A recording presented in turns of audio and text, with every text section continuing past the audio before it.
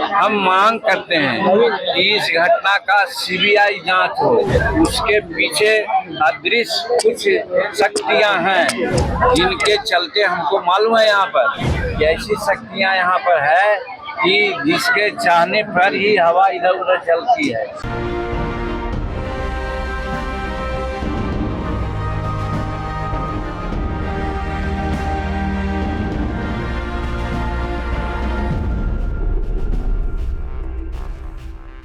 नमस्कार, आप देख रहे कैपिटल टीवी बिहार। आपके साथ मैं हूं दिव्या।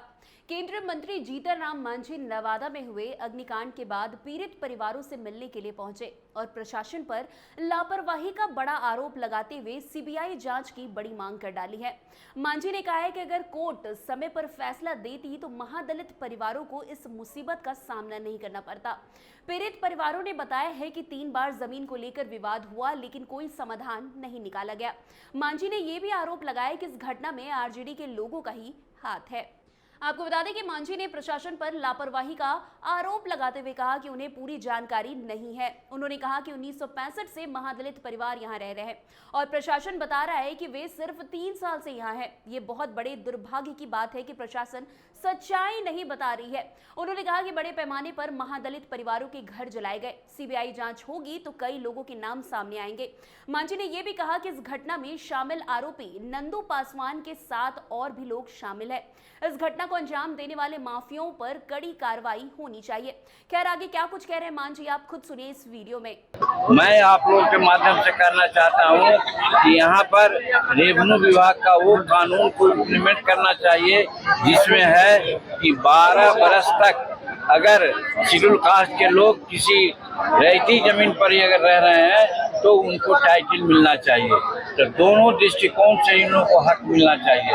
अब जो आग लगाया है पेट्रोल छील करके, हमको समझ में आ रहा है कि जिस पासवान का नाम लिया गया है वो पासवान अकेले नहीं है, उसके पीछे अदृश्य कुछ शक्तियां हैं जिनके चलते हमको मालूम है यहाँ पर कि ऐसी शक्तियां यहाँ पर है कि जिसके चाहने पर ही हवा इधर उधर चलती है। उनके कहने से हवा भी नहीं इधर उधर कर सकती है। फिर ये घटना घट गई, इसका मतलब है कि अदृश्य रूप में वो लोग भी इस घटना को साथ दे रहे हैं। तो हम मांग करते हैं कि इस घटना का सीबीआई जांच हो, क्योंकि एक घर का मामला नहीं है और एक जगह का मामला नहीं है। बिहार में प्राय विधानसभा में भी हमने कहने का काम किया है कि बिहार में आज जो जमीन है गरीबों को मिली है उस पर कब्जा नहीं होने दे रहा है, परवाना खरीद ले रहा है, परवाना चोरी कर लेता है, परवाना से जबरदस्ती कब्जा कर लेता है और अपना परवाना और रसीद कटा लेता है। आपको बता दें कि बिहार के नवादा अग्निकांड से जुड़ी एक जानकारी भी सामने आई है। इसके जड़ में 29 साल से चल रहे जमीनी झगड़े को कास्ट एंगल देने में बिहार के नेता जुटे हुए हैं। नवादा के मांझी टोला में 21 मकानों में आग लगाने की घटना के एक दिन बाद पुलिस ने अब तक लगभग 15 लोगों को गिरफ्तार कर लिया है। मुख्यमंत्री नीतीश कुमार ने अधिकारियों से स्पष्ट रूप से कहा है कि जो लोग कानून को अपने हाथ में लेने की कोशिश करते हैं उन्हें पकड़कर दंडित किया जाना चाहिए। वैसे नवादा कांड में शामिल लोगों की गिरफ्तारी के लिए एक विशेष टीम का भी गठन किया गया है और जिस दिन ये घटना हुई उसी रात में ही छापेमारी करते हुए नवादा और पास के नालंदा जिले से घटना में संलिप्त मुख्य आरोपी नंदू पासवान समेत 15 व्यक्तियों को गिरफ्तार किया गया है। वैसे नवादा के जिलाधिकारी आशुतोष कुमार वर्मा ने इस घटना के बारे में बताया कि मांझी टोला में एक समूह ने करीब 34 घरों को नष्ट कर दिया है, जिसमें से कुछ आधे अधूरे थे। उन्होंने ये भी बताया कि मौके पर मौजूद वरिष्ठ प्रशासनिक और पुलिस अधिकारी नुकसान का आंकलन कर रिपोर्ट सौंपेंगे। वैसे जांच में यह भी पता चला है कि कुल 34 घरों में से 21 पूरी तरह से नष्ट हो गए और 13 आंशिक रूप से क्षतिग्रस्त हुए हैं।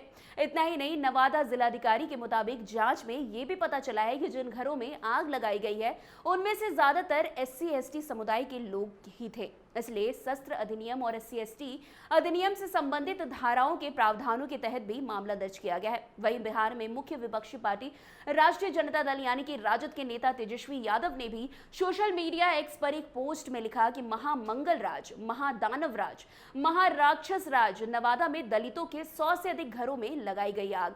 अब तेजस्वी यादव के इस बयान के बाद तो यही लग रहा है कि ये घटना नहीं कोई साजिश है, लेकिन दूसरी तरफ खुद मांझी इस घटना के लिए आरजेडी को जिम्मेदार बता रही है। इस पूरे मामले पर फिलहाल आपकी क्या कुछ प्रतिक्रिया है, हमें कमेंट सेक्शन बॉक्स में जरूर बताइएगा। इस खबर में आज के लिए बस इतना ही। अन्य खबरों के लिए हमारे साथ ऐसे आगे बने रहे और देखते रहे कैपिटल टीवी बिहार। धन्यवाद।